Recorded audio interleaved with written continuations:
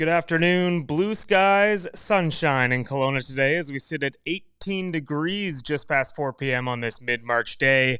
I'm Josh Duncan, and this is what the Kelowna Now newsroom is following today. Since I just mentioned the weather and how hot it is, we're going to start there news-wise as well, as dozens of daily temperature records were broken in BC over the weekend, and that included right here in Kelowna. Kelowna hit 17 degrees on Saturday to break an 84-year-old mark and then one-up that on Sunday, hitting 18.9 degrees to smash a record set all the way back in 1914. The Okanagan hotspot on Sunday was not Kelowna, however. It was Penticton, where the thermometer hit 22.5 degrees. Expect more records to fall today as the final full day of winter has been another hot one in BC. Central Okanagan Search and Rescue responded to the Black Mountain area on Saturday to help rescue a pair of teens. The organization said the two teenagers got lost while hiking in the regional park late Saturday afternoon, then became disoriented when trying to head home in the dark. COSAR noted that the two youths did the right thing by calling for assistance and staying put, which made finding them quite easy. Once the RCMP pinged their cell phones, searchers had a general idea of their location and found them stuck on a steep slope. COSAR said they were unhurt, but a little cold. Around 7,000 FortisBC customers in Rutland lost power this afternoon. The lights went out around 2:50 p.m. and FortisBC is yet to publicize a cause.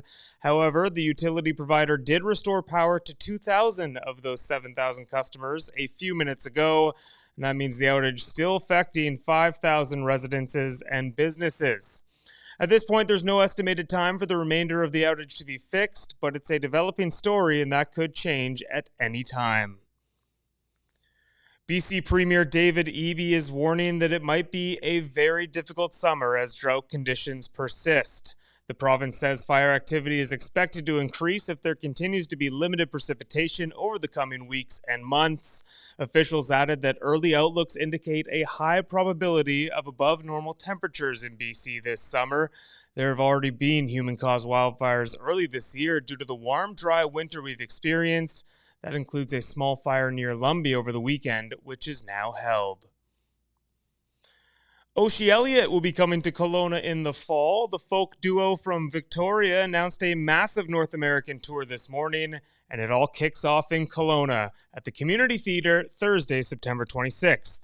The Juno-nominated band has an undeniable chemistry and the ability to write songs and perform songs that elicit plenty of emotion from their listeners. Tickets for their Kelowna show and the rest of the Oshi Elliot tour will go on sale Friday through Live Nation at 10 a.m. And finally, in sports, the Kelowna Rockets have signed 16-year-old defenseman Jacob Henderson, who was the club's 50th overall selection at last spring's draft. Henderson, a top prospect for Kelowna, but he's also the son of Bert Henderson, who played multiple seasons with the franchise in the mid-90s. Bert played 2 years in Tacoma and then came with the Rockets to Kelowna, where he played one season in the Okanagan, serving as the team's captain. Jacob is the third son of a former Rocket to sign with the team, following in the footsteps of Turner McMillan and fellow 2023 draftee Calder Varga. You can read more about those stories and plenty others over at KelownaNow.com. Thanks again for tuning in. As always, this afternoon, we'll see you tomorrow.